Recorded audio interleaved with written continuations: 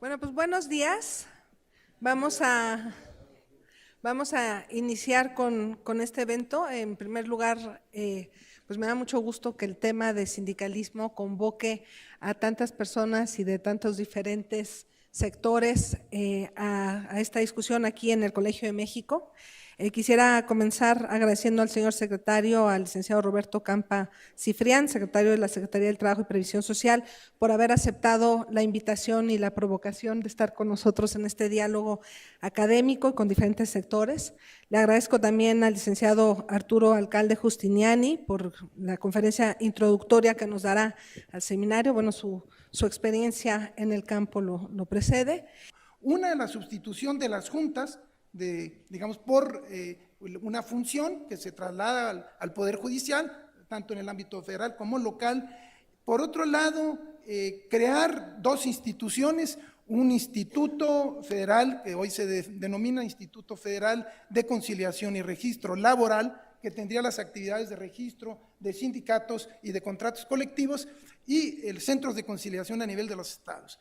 Y a su vez, una regla de oro, y esa la subrayo porque es fundamental, la regla de oro de que los trabajadores fueran consultados previamente a la firma de un contrato colectivo. Y esto tenía que ver con los contratos colectivos de protección patronal, porque los contratos colectivos se habían venido, y de una manera creciente, digamos, deformando a partir de un acto de decisión unilateral del empleador que decía, en este centro de trabajo, yo digo con qué central firmo. Y sin consultar a los trabajadores, pues se iba generando una deformación estructural en un tema clave que es el de la negociación colectiva. Los sindicatos existen precisamente para mejorar sus condiciones y la huelga tiene sentido para defenderlas. Entonces es precisamente la negociación colectiva el corazón. Y si ese corazón estaba, digamos, de alguna manera controlado, pervertido bajo esta práctica de unilateralidad, era central que existiera un mecanismo de consenso, un mecanismo de participación a través del voto secreto. Y esta reforma constitucional así lo estableció. Se vino el periodo de espera. La propia reforma nos dijo un año en el que teníamos la esperanza, nosotros de haber discutido, de haber participado, la academia estaba listo, nosotros en la UNT pues estaban con propuestas que después se reflejaron en una iniciativa, todo el mundo estábamos en una idea muy clara de que deberíamos participar en el proceso. Hay que decirlo con toda sinceridad, ¿verdad? Y con todo respeto, no tuvimos esa oportunidad. Fue un año en el que pues nada más fueron filtraciones, informaciones, sabíamos que la iniciativa se estaba construyendo en un esquema opaco y repentinamente nos encontramos que el día 7 de diciembre aparece una iniciativa. Entendemos que el Ejecutivo Federal decidió no asumir, digamos, el liderazgo y la firma, o sea, decidió no promover la iniciativa como tal, como se esperaba, sino que fue presentada por dos senadores, uno de la CROC y uno de la CTM, ¿no? Estos dos senadores presentan una iniciativa que realmente nos cayó, hay que decirlo, como un balde de agua fría, la verdad, porque fue muy duro para nosotros confirmar que esa iniciativa no tenía que ver nada con la reforma constitucional que teníamos la esperanza. Por último, nos quedamos con algunos dilemas. ¿Podremos regresar a la senda de la reforma? Es una de las preguntas que tendremos que hacernos para el día de hoy.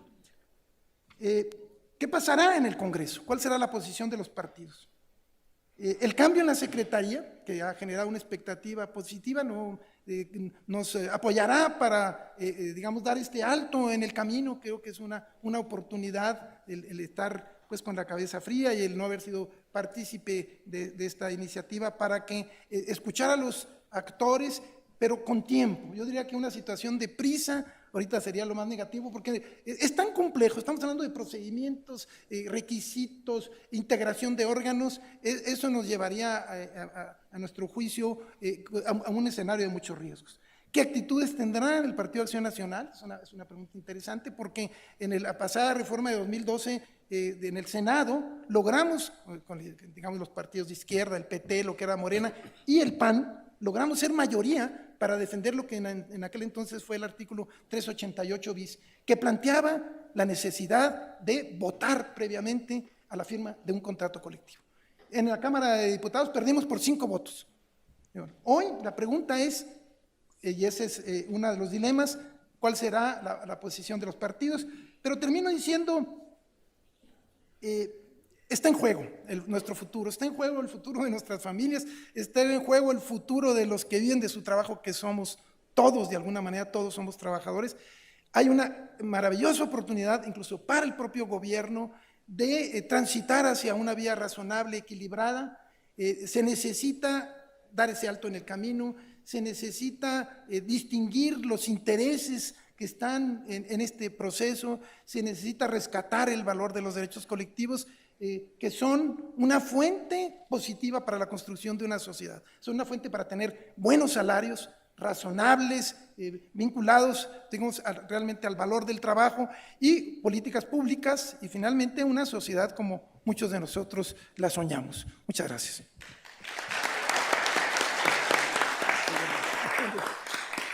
Bueno, me da mucho gusto que estemos hoy día discutiendo, me da mucho gusto que hoy día podamos discutir sobre un tema que me ha interesado durante muchos años. Voy a tratar de hablar de un caso muy particular que, de acuerdo a lo que escuchamos hace un rato, creo yo que fue un factor muy importante en el establecimiento de la agenda que tiene hoy día el gobierno y el movimiento sindical en general. Es el caso del Sindicato Nacional de Trabajadores Mineros, Metalúrgicos y Siderúrgicos de la República Mexicana.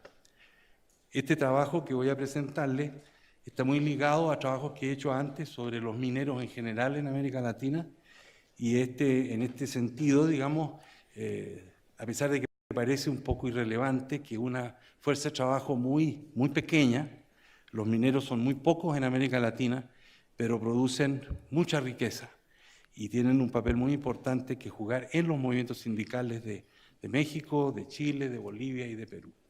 El sector minero de México está controlado por 4 grandes grupos mineros: el Grupo México, el Grupo Peñoles, el Grupo Acerero del Norte y el Grupo Villacero. Aquí sobresalen, digamos, no solo los grupos, sino que los lugares en donde están implantados.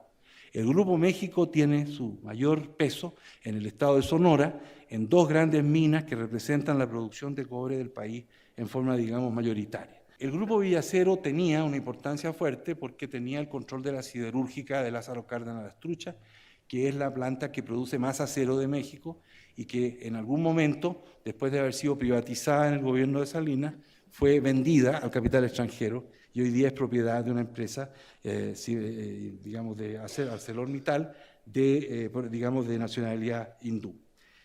El grupo de trabajadores que está en el sector minero, en estos 4 grandes grupos industriales, ¿no es cierto?, no suma más de 150.000 trabajadores.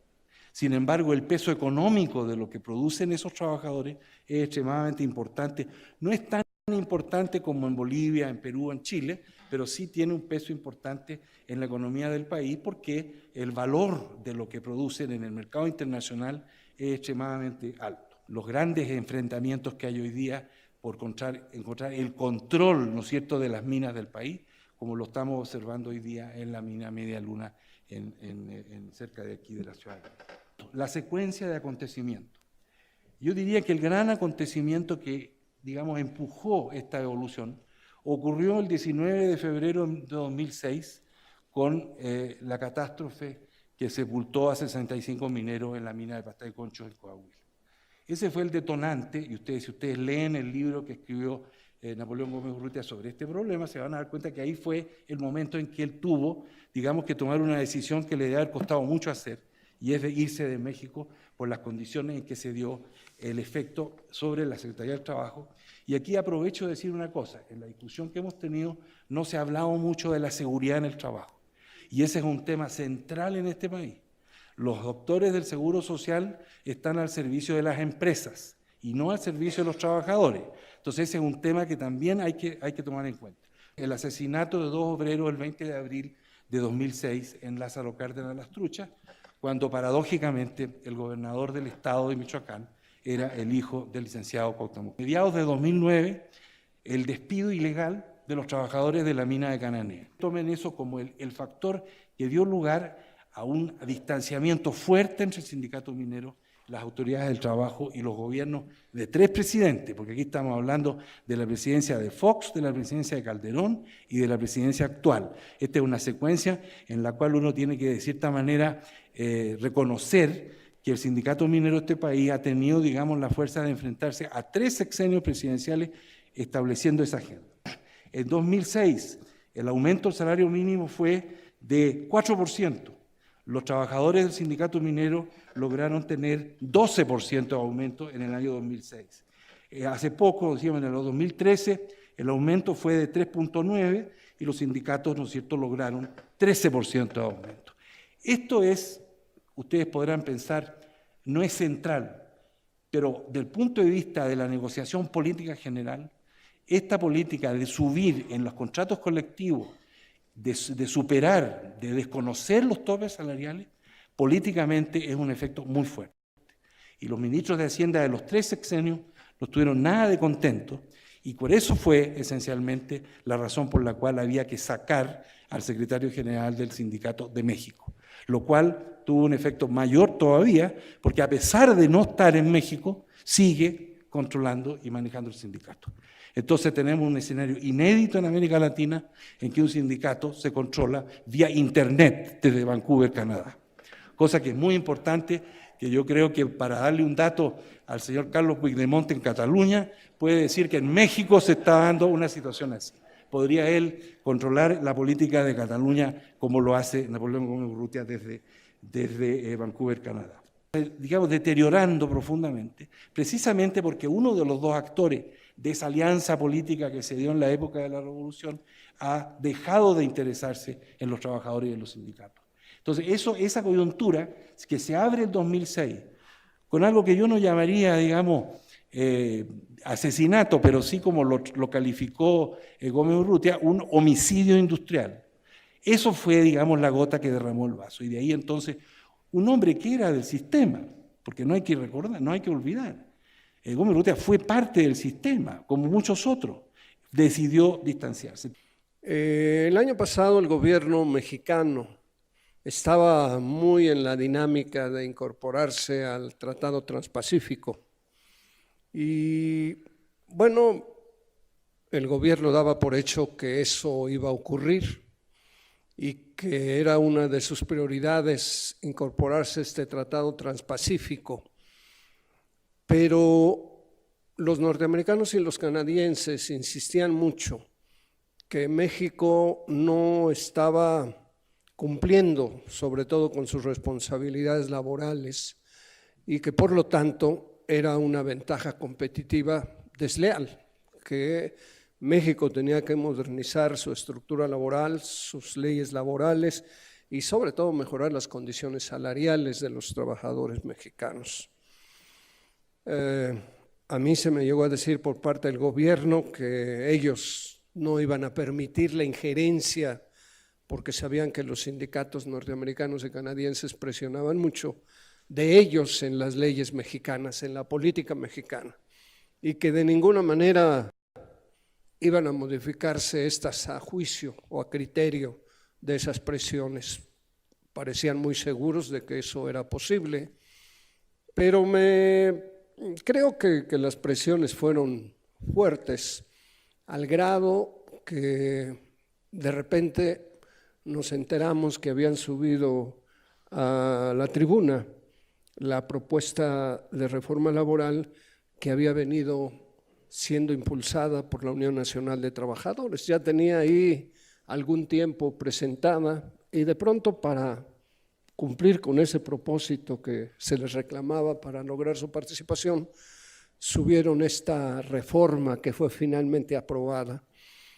En nuestra opinión, esa reforma es la reforma más avanzada desde el punto de vista laboral, esta reforma constitucional que pasa los órganos de justicia laboral al ámbito de lo judicial y quitarle de las manos y de su control al Ejecutivo este esquema. Fue un avance importante, el voto universal y secreto, la desaparición de las juntas de conciliación. La verdad es que esa reforma constitucional fue un verdadero logro que a nosotros nos dio mucho gusto poder alcanzar. Pero llegó Trump, no hubo TPP, entonces el gobierno pues sintió que su propósito de ir a presentarse desde el punto de vista laboral con una propuesta de avanzada pareció ya no tener sentido. Y ahora, con la reglamentación de esa ley, quieren hacer retroceder o quieren nulificar los acuerdos que se tomaron o los criterios que se establecieron en esta reforma constitucional, pero no lo dice abiertamente el gobierno. O sea, el gobierno, al menos a mí me lo han dicho los funcionarios de la Secretaría de Trabajo más importantes, que la reglamentación secundaria va a cumplir con los propósitos de la reforma constitucional, que todos van a ir exactamente alineados en ese sentido. Bueno, yo creo que pues lo dicen porque es una posición política para manejar, pero la verdad es que pues por diferentes medios nos hemos ido enterando de lo que realmente quieren expresar en esta ley secundaria, nulificar estos órganos autónomos, incluir ahí órganos tripartitos que tengan más facultades que los propios jueces para definir sobre los conflictos, hacer en realidad estos órganos de conciliación un órgano de control todavía más poderoso que las juntas de conciliación, porque no va a haber ningún conflicto que estalle si antes no pasa obligatoriamente por el esquema de conciliación. Y obviamente quienes van a decidir es el gobierno, las centrales corporativas y los empresarios qué tipo de soluciones van a tener esos conflictos. Bueno, parecen decididos ir en esa dirección, no quieren dar la cara que el gobierno está planteando este esquema y prefieren mandar por delante al senador Tereso de la CTM y al senador Isaías de la CROC con una propuesta que, pues, en su lógica, no solo les da margen para impulsar lo que el gobierno quiere y hacer retroceder los avances en la reforma constitucional, sino que además aprovechan para incluir el outsourcing. Es decir, en la ley anterior a esta que está vigente, se trató el tema del outsourcing, que los empresarios pugnaron mucho para que les permitieran la contratación a través de terceros y así no tener responsabilidad con los trabajadores, ni contractuales, ni salariales. Lo que no les gustó es que se pusieran algunos candados. Teléfonos de México fue de las primeras en querer aplicar este criterio de que a los empleados de confianza les quitó el contrato colectivo, les quitó su jubilación, bueno, les dio un trato terrible a los empleados de confianza y los contrató a través de una empresa tercera como, pues, ya con otras condiciones totalmente distintas. Los empleados de confianza no se quedaron de brazos cruzados, alegaron ilegalidad de parte de la empresa y le ganaron el juicio y la empresa los tuvo que volver a recontratar. Afortunadamente por esos candados que tuvieron, les tuvo que volver a dar los beneficios del contrato, les tuvo que volver a dar su jubilación. Y bueno, la verdad es que no es lo mejor que se pudo tener con esa reforma, pero esos candados dieron algún margen para poderse defender de estas propuestas.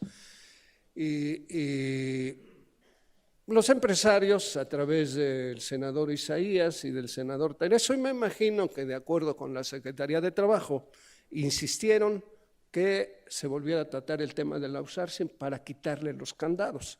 Entonces aprovecharon el viaje y con la propuesta de reforma reglamentaria meten el asunto de los outsourcing ya sin candados y bueno, se van por la vía de nulificar los avances que se tuvo en la reforma constitucional. Yo le he dicho mucho a mis compañeros, cada que lo hablamos, que no es porque le haya surgido al gobierno la vena democrática y haya impulsado a través del PRI esta reforma constitucional, fue por su proyecto neoliberal que quiere seguir impulsando y que en ese camino pues le parecía prudente, si era necesario, pues hacer esos ajustes en el mundo del trabajo. Nosotros creemos que hay que contener ese intento, pero si bien es importante contenerlo, no es suficiente solo con ello. nosotros creemos que es importante también presentar una propuesta de cómo debería ser la reglamentación, de cómo debería ser la ley secundaria. Y bueno, el licenciado Barba, por cierto, disculpe por no haberlo presentado, licenciado, me acompaña aquí el licenciado Barba, por favor. Nos ayudó mucho en armar la propuesta, precisamente para poder tener nosotros nuestra propia propuesta en la Cámara de Senadores, que va a ser la Cámara de origen. Afortunadamente logramos que el senador Luis Sánchez, de la fracción del PRD, nos tomara la palabra. Obviamente convenció a su fracción y hace unos días tuvimos un encuentro con la fracción y tomaron el acuerdo de impulsar nuestra propuesta. De hecho, ya la presentaron. Y bueno, estamos no solo desde el punto de vista de la acción sindical, tratando de contener esta disposición del gobierno, sino también a través de una propuesta, de una iniciativa que pues vaya en la dirección, es así, de respetar los acuerdos constitucionales. Por supuesto que nosotros creemos, por cómo están las cosas en el país, que no hay fuerza suficiente de nadie que pueda realmente contener estos intentos del gobierno. Necesitamos ampliar nuestras alianzas, necesitamos buscar el mayor apoyo de parte de los senadores de las diferentes fracciones parlamentarias. Esperamos obtener, aunque parece difícil, el respaldo de la propia fracción del PAN en función de este famoso frente que han creado, del PRD, de Morena, del PT. No va a ser un grupo pequeño, creo que podemos dar la pelea en la Cámara de Senadores y obviamente en la Cámara de Diputados, pero de todas las maneras también hay que buscar el respaldo internacional. Acabamos de firmar un acuerdo con la FLCIO y estamos buscando la manera de concretar un acuerdo también con la CTC, el Congreso del Trabajo de Canadá, porque ellos están muy interesados en que no siga siendo una ventaja competitiva de México los bajos salarios y pues la contención de los derechos laborales en México. Yo estoy convencido de que si México quiere arribar a mejores niveles de democracia, si el mundo del trabajo no está en condiciones de hacerlo, difícilmente México puede pensar en lograr mejores condiciones de democracia y mejores condiciones de vida para los trabajadores. Ustedes deben saber que ya estamos ubicados entre los países con los más bajos salarios del mundo, que es precisamente uno de los puntos importantes, el centro de las políticas neoliberales que los gobiernos han impulsado. Y obviamente pues eso le hace pensar a los sindicatos norteamericanos y canadienses que muchos de sus empleos se han perdido en sus países, que por eso se han trasladado a México, precisamente por esa ventaja competitiva, y ellos desde sus países están presionando a sus gobiernos para que México, como lo intentó hacer en el TPP, si quiere seguir en el Tratado de Libre Comercio, tiene que aceptar, modernizar y democratizar el mundo del trabajo. El gobierno mexicano insiste que ya lo hizo con esta reforma constitucional, porque para los extranjeros es muy difícil entender qué significan los contratos de protección patronal. Ellos ven que hay sindicato, ellos ven que hay contrato y dicen, pues ya pues, está bien, ¿no? Pues sí, pero ese sindicato lo controla la empresa y ese sindicato lo controla el gobierno o la empresa. A mí me parece, ya me lo han reclamado, pero a mí me parece que lo que mejor dibuja este mundo, porque así parece un tanto etéreo, ¿qué significa? Bueno, nosotros vivimos en ese mundo, en medio de ese mundo. Nosotros pertenecemos al grupo privado más poderoso de este país, que es el Grupo Carso. Ustedes saben que el principal accionista de este grupo es Carlos Slim. Y bueno, se dice por sus biógrafos que tienen como 1000 empresas. Bueno, de esas 1000 empresas, el único contrato colectivo que no es contrato de protección es el nuestro. Y el único sindicato que no está bajo su control es el nuestro. Todos los demás contratos y todos los demás sindicatos son contratos de protección sindical y sindicatos blancos. Y bueno, pues déjenme decirles, Telcel es un buen ejemplo de las diferencias. Es una empresa 3 veces más grande que nosotros, tiene menos trabajadores que nosotros, su promedio salarial es de 5 salarios mínimos, el nuestro es de 20 salarios mínimos, el contrato de los de Telcel es de 25 cláusulas, el nuestro tiene 200 cláusulas más la jubilación, pero lo mejor de todo es que el contrato de Telcel está igual que cuando se abrió la empresa. Ni una coma ha sido modificada en favor de los trabajadores. Así están todos los contratos. Si no permiten bajo ninguna circunstancia la sindicalización de los trabajadores, una empresa filial que se llama SICSA se quiere sindicalizar con nosotros. Para poder acercarse al sindicato tienen que ir encapuchados, porque si detectan quiénes son, los corren, pero sin ninguna consideración. A eso nos enfrentamos con los empresarios, con el gobierno, solapan este tipo de cuestiones. Por eso nos parece vital esta reforma. Defenderla no solo es defender a los trabajadores, es defender al país, es defender las condiciones para que este país pueda brindarle mejores condiciones a los mexicanos y a los trabajadores. Gracias por su atención, gracias licenciado Barba por la propuesta. Por si me preguntan cosas de la ley, pues qué mejor apoyo que pueda tener en usted y de mis compañeros en cualquier propuesta o cualquier pregunta que ustedes me hagan, con mucho gusto yo la atiendo. Muy amable. Muchas gracias, ingeniero Hernández Juárez, por sus ideas. Y ahora vamos a dar la palabra, vamos a entrar en comunicación. Napoleón Gómez Urrutia, bienvenido a este seminario. Muchas gracias por aceptar la invitación del Colegio de México y por estar con nosotros desde Canadá. Quisiera decir unas cuantas palabras sobre el señor Gómez Urrutia. Él es economista egresado con mención honorífica de la Universidad Nacional Autónoma de México y de la Universidad de Oxford, Inglaterra. Ha sido secretario general del Sindicato Nacional de Trabajadores Mineros, Metalúrgicos, Siderúrgicos y similares de la República Mexicana desde su elección unánime en el 2002. Fue reelecto para un nuevo periodo en el 2008 y nombrado presidente en el 2012.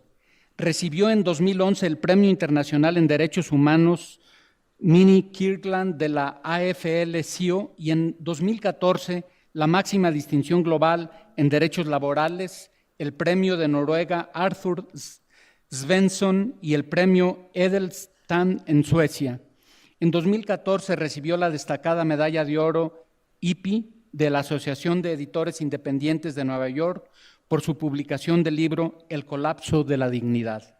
Asimismo, en el año 2014 le fue otorgada la reconocida medalla Emilio Krieger por la Asociación Nacional de Abogados Democráticos. Es también miembro del Comité Ejecutivo del Industrial Global Union, el sindicato más grande y poderoso a nivel mundial. Trabaja muy cerca con líderes de organizaciones sindicales de varios países, incluyendo los United Steelworkers. Bienvenido, Napoleón Gómez Urrutia, te dejamos la palabra.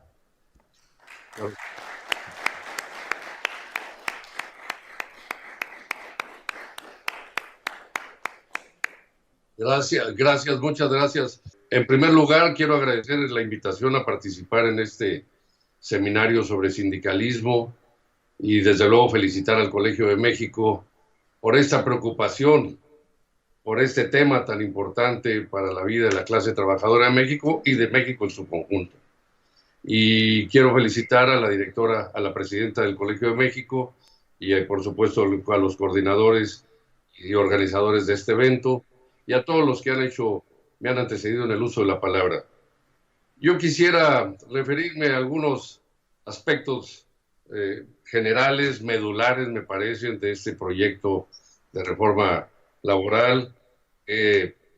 Hemos tenido algunas discusiones internas y externas, tanto en el Sindicato Nacional de Mineros, que me honro presidir, como con otras organizaciones sindicales, con especialistas en derecho laboral. Hemos publicado algunos boletines de prensa, algunos artículos. Ayer mismo publiqué un artículo en La Jornada, en donde doy mis puntos de vista sobre esto de la reforma laboral, cómo lo enfocamos nosotros, cómo lo hemos padecido y enfrentado también. Y yo quisiera entonces señalar algunos aspectos importantes de esta iniciativa, que me parece una aberración total, un retroceso histórico en una política equivocada, una política laboral, y algo que me parece sorprendente es que parece que ni los políticos, ni los administradores, ni los empresarios de este país se dan cuenta del significado y de la trascendencia que puede tener para el futuro de la actividad económica, de la industria y de todos los sectores de la actividad económica nacional. Comenzaría diciendo que, sin entrar en los detalles jurídicos, yo también soy economista, no conozco, por supuesto, mucho de esto, he aprendido sobre el derecho laboral y sobre todas clases de derecho en esta situación que nos ha tocado vivir.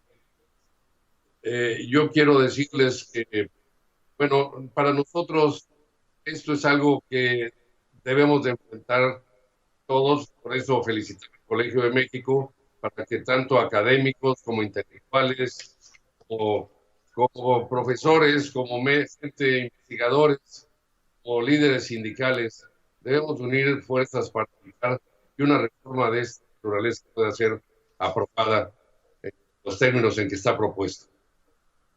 Y también me sorprende mucho que el gobierno mexicano no haga caso a todas las presiones, intereses que se han gestado en todo el mundo en contra de este proyecto, en contra de la política laboral en México, de una política basada en la explotación de la mano de obra, a través de los contratos de protección, a través de bajos salarios, prestaciones, y ahora buscando formalizar de manera jurídica el evitar la contratación colectiva, cancelar el derecho a la huelga, la libertad de asociación y a muchos otros conceptos que parece que sería un verdadero proceso que no deberíamos de permitir y debemos de luchar porque no se aprueben esos términos en que está propuesta esta ley. Es una forma de seguir mediatizando a la clase trabajadora para facilitar la explotación, la desigualdad y la pobreza consecuentes que se derivan de esta política equivocada, como le hemos calificado en el Sindicato Nacional de Mineros y muchas otras organizaciones democráticas e independientes del país. A mí me parece que esto no es un tema solamente de la subcontratación o del outsourcing, como han querido ahora decir que se va a evitar que esto se incluya dentro de este esquema de reformas. Yo creo que hay cosas mucho más de fondo que están precisamente tratando de imponer. Yo creo que los que elaboraron este proyecto y por donde tenemos conocimiento fueron los abogados empresariales de la Coparmex, de la Canamin, Canaco y de otras cámaras industriales, y que como hemos dicho, no se atrevió quizá el gobierno a presentarla directamente, quizá por el periodo político de preelecciones y elecciones que tendremos. Se lo pidieron a estos dos senadores de la CTM y de la CROC, que nos parece verdaderamente una vergüenza que se haya prestado a esta propuesta, a esta iniciativa. Y voy a mencionar algunas cuestiones que nos parecen fundamentales, como decía.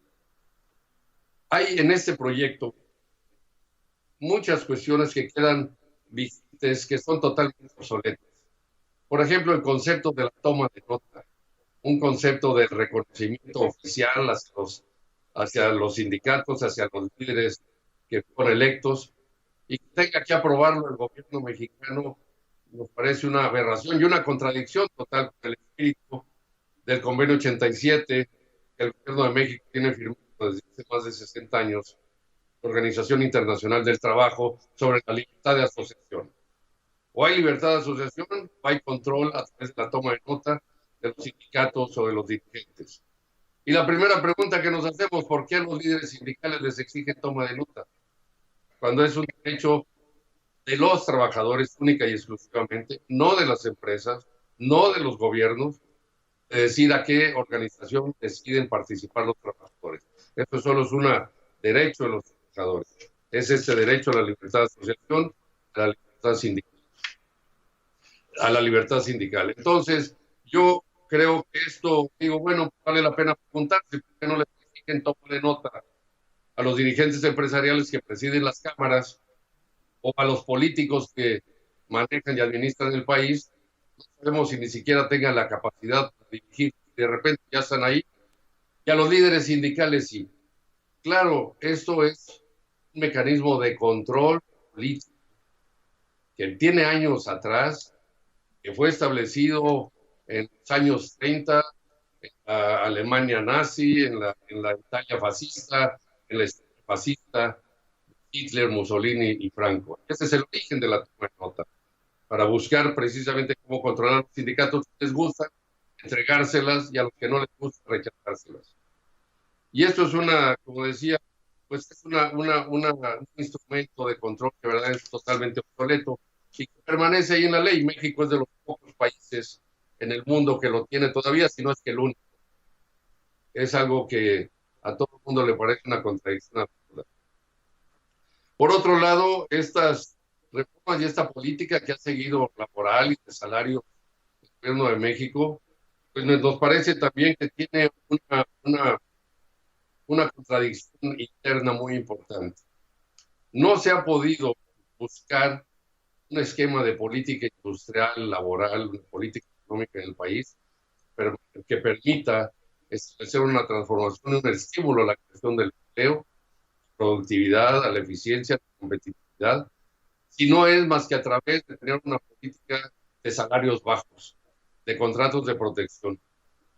Y a mí me sorprende que algunos políticos mexicanos digan, y lo sigan diciendo, que a ellos no les importa o que no les afecta más bien las demandas o exigencias o las presiones de los sindicatos y organizaciones internacionales y de las nacionales, que esto no se ha tocado todavía por las negociaciones del Tratado de Libre Comercio. Bueno, esto yo creo que me parece que no se han dado cuenta, pretenden ocultar la realidad, no sé de qué país, qué planeta estén hablando. Yo tengo aquí en mis manos una carta firmada por más de 183 del Congreso de los Estados Unidos. No sé si me estén viendo que lo pueda mostrar. Es una carta dirigida al representante del gobierno norteamericano, las firmas de 183 miembros del Congreso, de diputados norteamericanos. Todas las firmas están aquí, en donde le dicen claramente al gobierno mexicano, y voy a traducir un parrafito nada más así rápido, donde dice que aún después de las reformas constitucionales que el año pasado se aplicaron en México, dice, no hemos visto ningún cambio ni ningún progreso significativo que genere confianza sobre el impacto de esta reforma, la del año pasado. El estilo autoritario de la estructura laboral del país, las organizaciones, las juntas federales y locales de conciliación, los sindicatos alineados con el gobierno, es una combinación que limita la posibilidad de que los trabajadores busquen mejores salarios. Los bajos salarios, la pérdida o la falta de sindicatos independientes y la falta de capacidad de los trabajadores para poder negociar los contratos colectivos en México han dañado a los trabajadores norteamericanos y, por supuesto, fomentado la subcontratación a través de empresas outsourcing en México. Incrementar los derechos laborales en México ayudará a los trabajadores a salir de la pobreza, a proteger también los empleos en Norteamérica y los salarios, desde luego tratar todos de salir de esta carrera hacia el precipicio. Es un párrafo nada más que les comento. Y entramos al tema que mencionaba el compañero Hernández Juárez de los salarios.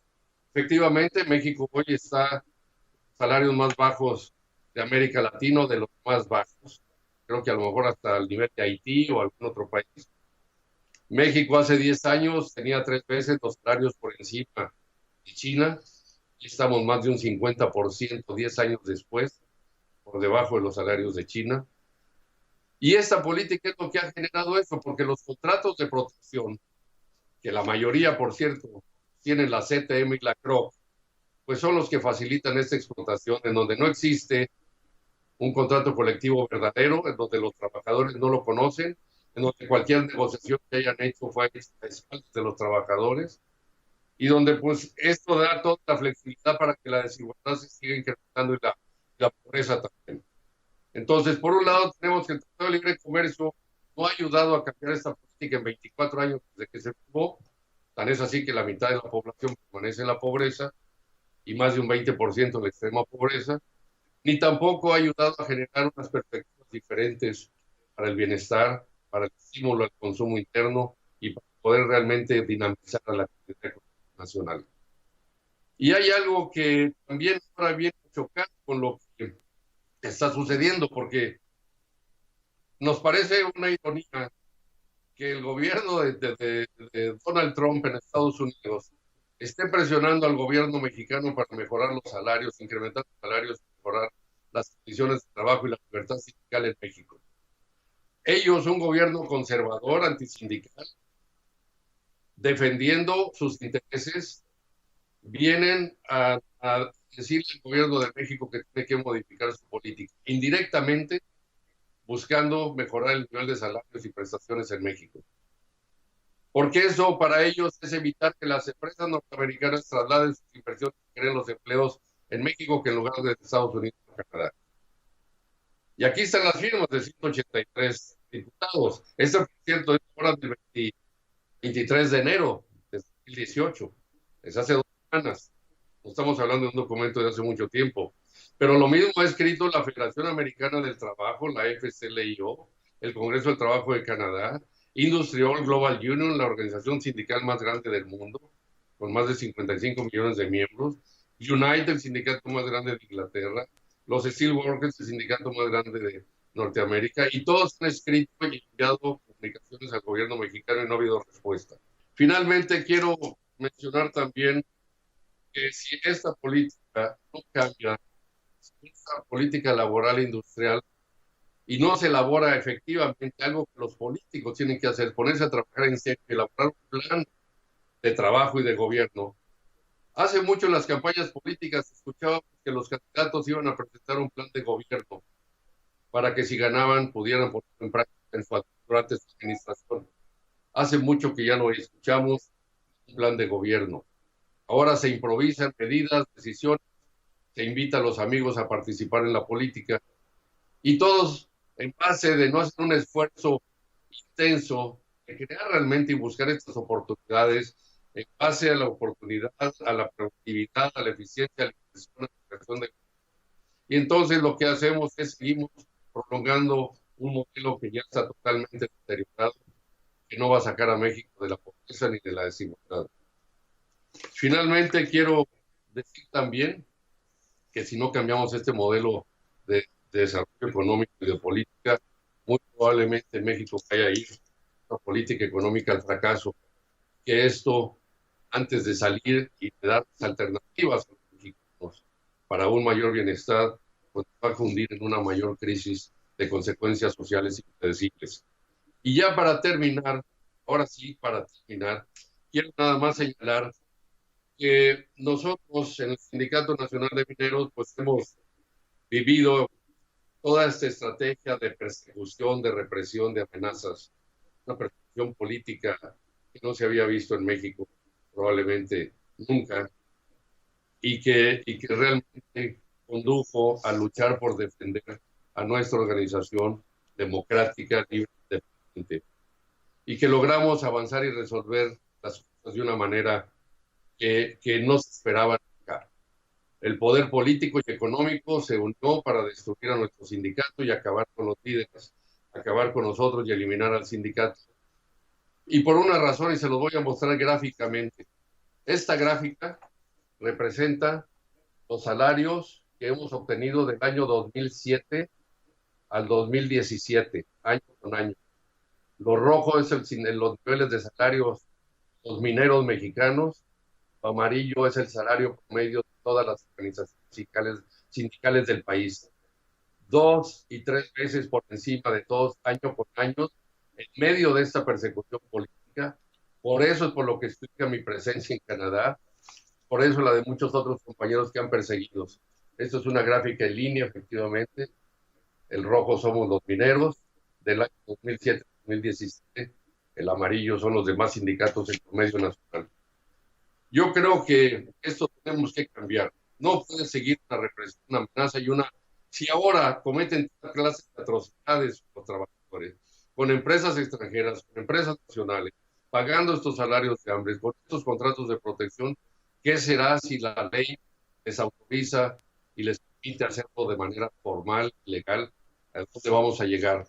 A la desaparición de los sindicatos, a un futuro incierto para la clase trabajadora y para la población de México, a algo que verdaderamente lastimaría el futuro del país.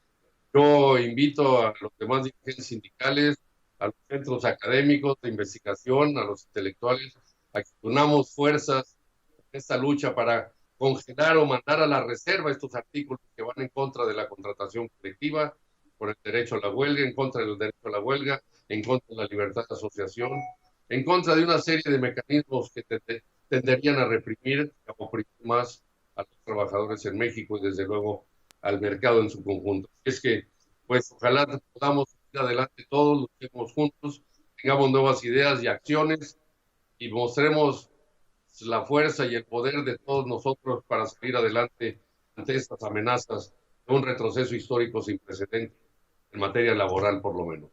Muchas gracias y estoy a disposición de ustedes para cualquier pregunta o dudas que quieran plantear con muchísimo gusto. Muchas gracias por la